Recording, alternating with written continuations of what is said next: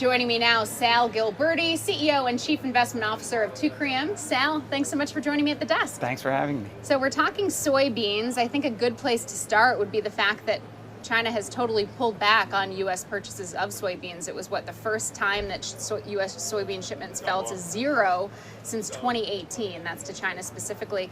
Talk to me about the ripple effects on the global supply picture. Sure, it's creating plenty of soybeans for other people because the U.S. isn't selling any to China. That's what's happening. China has bought virtually all the soybeans from Brazil.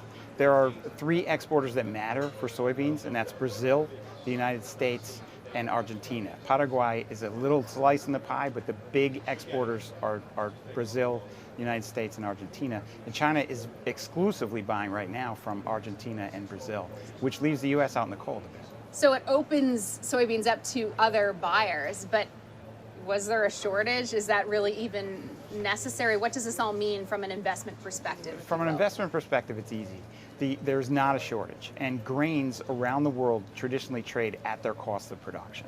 And in the United States for soybeans, that's between $9 and $10 a bushel. We're right about $10, I think, as we speak now. And that's break-even price. And what agriculture does, because it's subsidized, farmers get used to planting at break-even.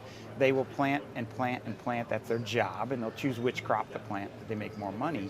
But right now, soybean farmers have plenty of soybeans around the world. There are plenty of soybeans. China is the largest importer of soybeans in the world by far.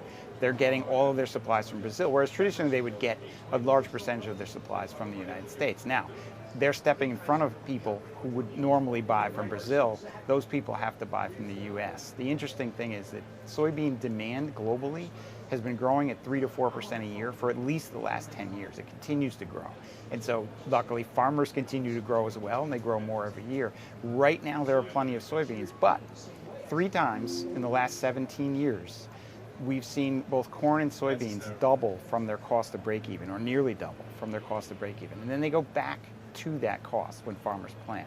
And that's where we're at now. We're back at that break even cost, which, to your question, for an investor, is a time to strategically allocate, where grains don't correlate well at all to the S&P 500 or to stocks. So it might be a good time for investors to consider looking at the grain complex as an addition to their portfolio. Explain why, though, because I would assume that China not buying U.S. soybeans would mean prices would go lower. So why would you want to get in right now? Well, we're at a break-even cost. We're at about $10 a bushel. We've seen soybeans go down to 9-ish or so, but then they stop because farmers just stop planting or stop selling. And we're at peak harvest, meaning actually we're past peak harvest. So most of the soybeans have already been harvested. So all the soybeans in the northern hemisphere have been harvested. There's a huge amount of soybeans for sale right now. They're only at $10. Like, how much lower can they go? Farmers obviously have found places to put them. China isn't buying. That should be an extreme worst case scenario for soybean prices. I'm not saying they can't get down lower, but we're at the very low end of a historical 17-year trading range. That's a good time for investors to look at buying something. So talk to us about what could send prices higher. A drought. 99 times out of 100, a drought sends prices higher. We did see the war in Russia send wheat prices doubling, almost tripling in 2022. That was very short-lived because, of course, wheat supplies were not withheld from the market. Nobody's going to withhold supplies from the market. That's not happening. So there are plenty of soybeans. Buyers can find soybeans in the United States. They won't be able to find them in Brazil because Brazil has sold literally all of their crop to the United States. So, I mean, to China, sorry. So people have to turn to the United States. So we've got the crop is in. We've got the biggest buyer not buying. Prices are pretty much as low as you can imagine. They can go lower, but we're at a point now where there's probably opportunity. Okay, and for those interested in actually getting involved in the soybean trade or strategic allocation, to your point, you have an ETF, SOYB, that you say can actually provide liquidity to farmers as a means of an investment. Tell us a little bit more about that, and is this geared toward the everyday investor, would you say, or someone who's a bit more of a sophisticated trader? It's geared toward both. It's the only ETF right now that's purely soybeans. And so if someone wants just a pure exposure to soybeans, and it holds soybean futures, so it will do what the futures do. And it holds out pretty far. And so we're holding the curve, we're holding the contracts that farmers hedge in. So when an investor comes in, not only are they providing liquidity out there, and soybean futures are immensely liquid. They trade decabillions of notional value a day. So no amount of investor money can affect the price of soybeans. There's plenty of liquidity for any amount of investor money to come in. That will allocate, it will provide some support for the curve or some liquidity for a farmer. Prices are going to do what they're going to do based on supply and demand. I don't think any investor money can come into an ETF of any size to move the price of soybeans. It will go by itself. Soybeans are at an extreme low end of their trading range. It's something that might be worth a lot. Yeah, you talk about this golden grain cycle in your notes. Fill us in on that. So the golden grain cycle is what happens. We've noticed a pattern the last 17 years since the renewable fuel standard came in place, which really reset the price of all agricultural commodities 17 years ago. What we've noticed is grain prices trade at their cost of production, as I mentioned. That's where they trade normally. Then when there's a drought, they rocket higher because of demand. So stage one is when they're at their cost of production. So stage one of the golden grain cycle we're in right now. We're at or near our cost of production. Stage two is when there's an event, which generally happens every 2 to 6 years if you look back historically.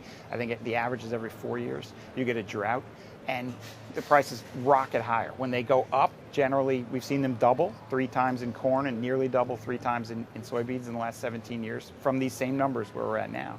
And that's stage two, when they're making those highs. Stage three is when they head back down, because every farmer that can will plant soybeans and increase the supply.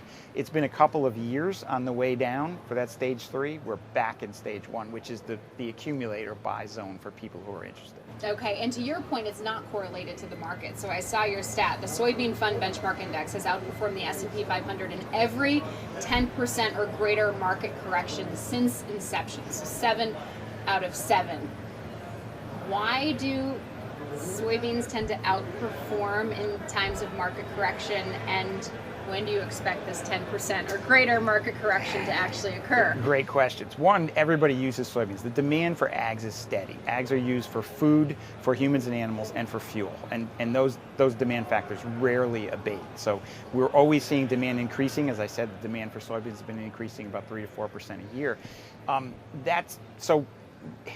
You're going to use fuel, you're going to eat tofu, you're going to eat meat from a poultry that eats soybeans, whether the stock market is going up or down. And so when the stock market does have a 10% correction, and I have no idea when that'll be, since the soybean fund has been in existence, since that benchmark has been in existence that it tracks, the S&P 500 has had 10% pullbacks, and every time soybeans have outperformed. 2 of those times soybeans were higher when these stocks were lower. So it does correlate and add some stabilization to a portfolio. And just finally, just quickly, because we have to wrap up, I am curious about this. You're saying the demand has been increasing. You talk about some of the reasons why. My mind immediately went to, is this vegetarians driving the demand? Is there one particular thing that's really driving it more than others? Is it tofu? I think it's biofuels. If you want to pick one thing, it's biofuels. And number 2 is actually feeding animals. So soybeans are ground into soy meal that's eaten by poultry. Demand for chicken has skyrocketed. Demand for turkey skyrocketed, poultry around the world. And yes, vegetarianism is helping, but it's a tiny little factor. Okay, we'll leave it there. Sal, really appreciate your insights on soybeans. Thanks so much. Thank you.